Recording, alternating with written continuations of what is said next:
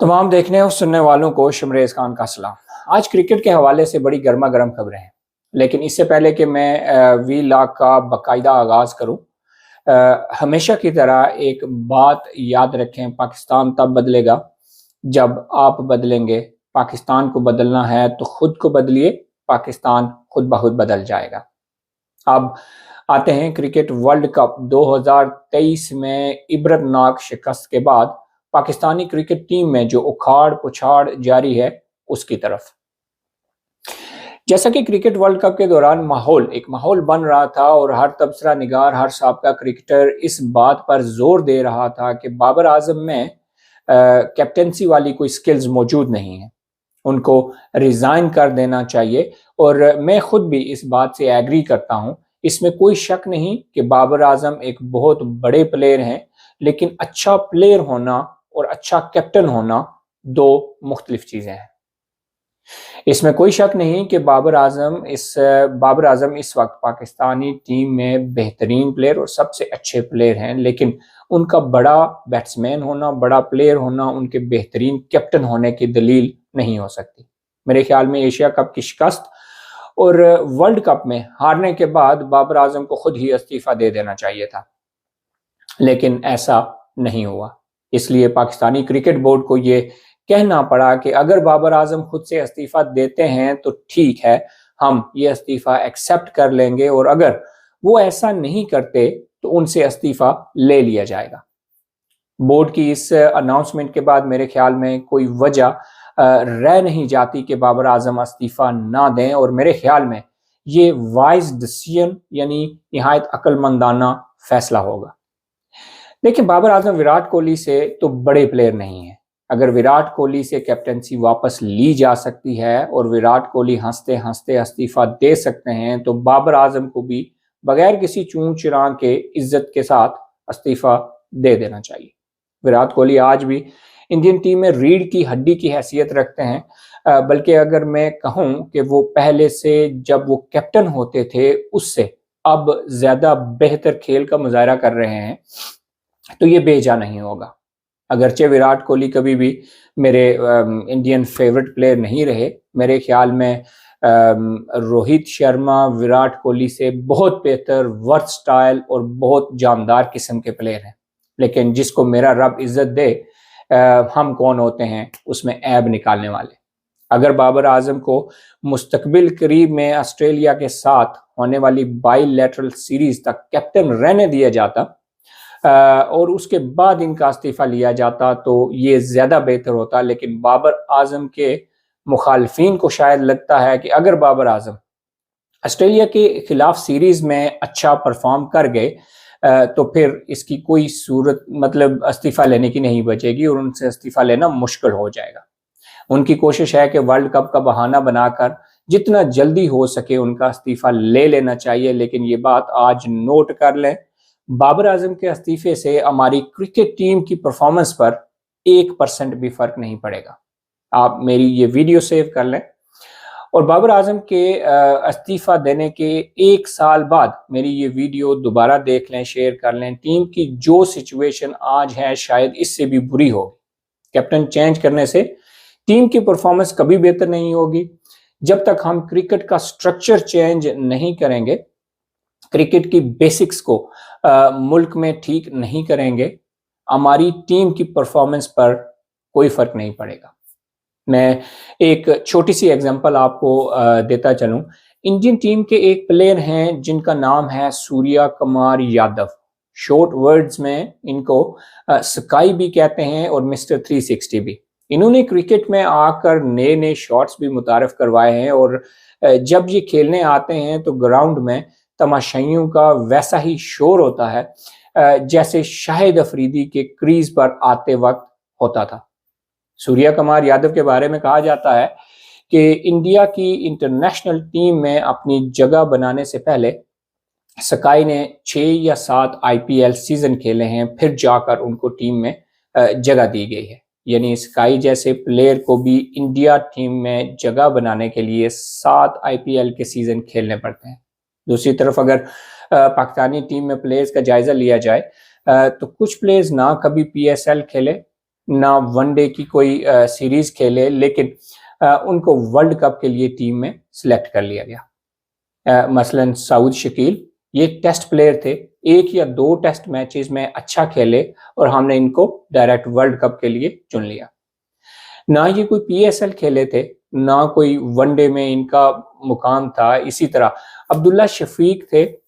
No doubt Abdullah Shafiq बहुत अच्छे किताबी प्लेयर हैं, लेकिन आजकल की क्रिकेट आउट ऑफ बॉक्स जाकर खेलने का नाम है। इनका भी ना वनडे में ख़ास कोई एक्सपीरियंस था, ना पीएसएल कभी ये खेले हैं, ना कभी टेस्ट खेले हैं। फिर सलमान आगा हैं, यकीन माने ये क्रिकेट की ए से लेकर वाई तक की किसी भी क्लास या कैटेगरी में फिट नहीं आते, लेकिन हमने इनको वर्ल्ड कप टीम में शामिल कर लिया और ये तकरीबन 7 या 8 मैचेस भी इस वर्ल्ड कप में खेल गए। ठीक है, बाबर आजम के पास कप्तानी करने की स्किल्स मौजूद नहीं है, लेकिन आप ये भी तो देखें कि बाबर आजम की टीम जो वर्ल्ड कप के लिए सिलेक्ट की गई थी, उसमें प्लेयर्स कितने शानदार थे। ये ऐसे प्लेयर्स हैं जिनका शायद ये आखिरी वर्ल्ड कप था और ये ऐसे ही गायब हो जाएंगे जैसे हैदर अली, उस्मान शिनवारी, तलत हुसैन, अजाज चीमा जैसे प्लेयर गायब हो गए हैं और शायद ही किसी को कभी याद भी आते हों। आजकल की क्रिकेट बहुत फास्ट और टेक्निकल हो गई है। ना सिर्फ आपको अच्छी बैटिंग और बॉलिंग करनी होती है, बल्कि अपने स्ट्राइक रेट पर भी नज़र रखनी होती है। 2-2 और 4-4 ओवर्स के सेशन को दिमाग में रख कर क्रिकेट खेलनी पड़ती है।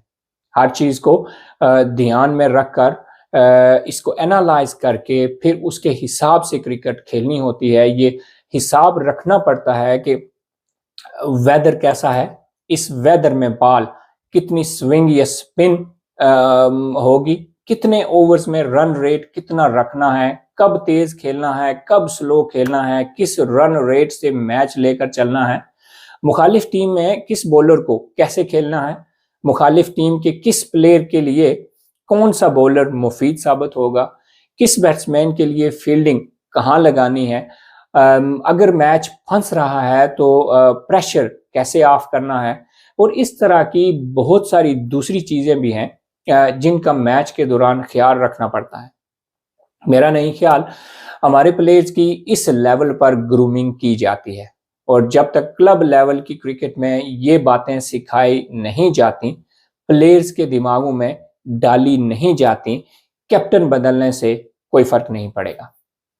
आपने मिसबा से कप्तानी लेकर सरफराज को दे दी, फिर सरफराज से कैप्टनसी लेकर बाबर आजम को दे दी, अब बाबर आजम से लेकर किसको देंगे, इससे कोई फर्क नहीं पड़ेगा। और फिर बाबर के बाद आपके पास चॉइस भी क्या है, शाहीन अफरीदी या मोहम्मद रिजवान।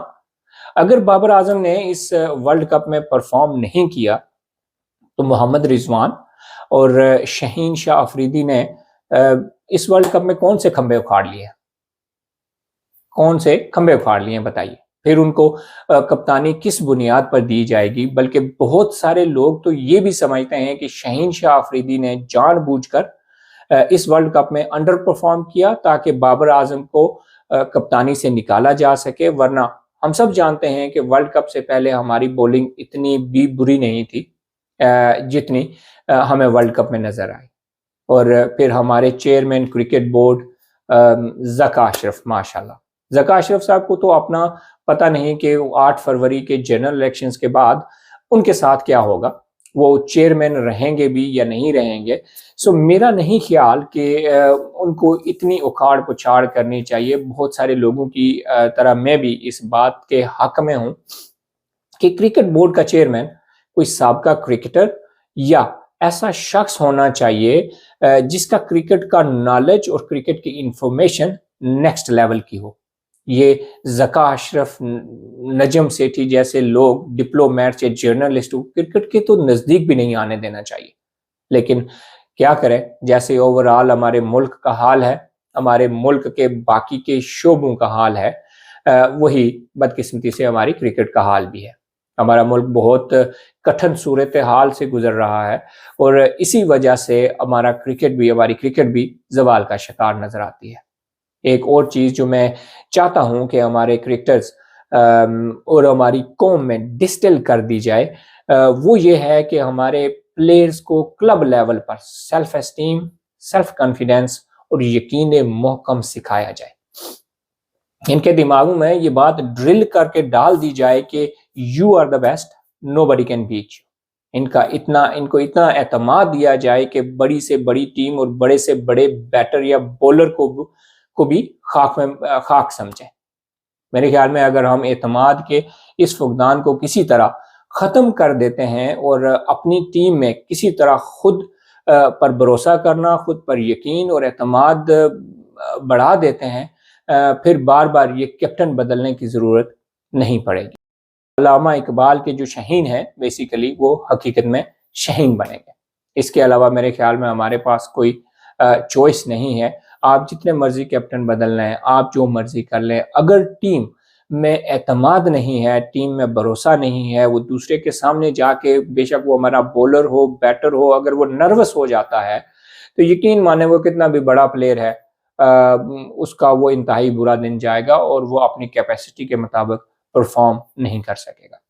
सो मेरे ख्याल में सबसे पहले हमारे क्लब लेवल पे ये बातें प्लेयर्स के दिमागों में ड्रिल करके डाल देनी चाहिए कि you are the best, you can beat anybody. और मतलब उनको एतमाद के, उनको मतलब ओवर कॉन्फिडेंस के हद तक उनको एतमाद दिया जाए, ताकि वो जब किसी भी टीम के सामने जाए तो उनको ये ना लगे यार कि ये बहुत बड़ा बॉलर है, पता नहीं क्या कर देगा, ये बहुत बड़ा बैट्समैन है, पता नहीं क्या कर देगा। वो समझें कि बस हम हैं और कोई नहीं है और हम जीतेंगे। इसके अलावा बाकी मेरे ख्याल में हमारी टीम जो है उसमें अच्छे प्लेयर्स भी हैं, थोड़े एवरेज प्लेयर्स भी हैं, लेकिन एतमाद और कॉन्फिडेंस की बहुत ज़्यादा कमी है। बहुत शुक्रिया।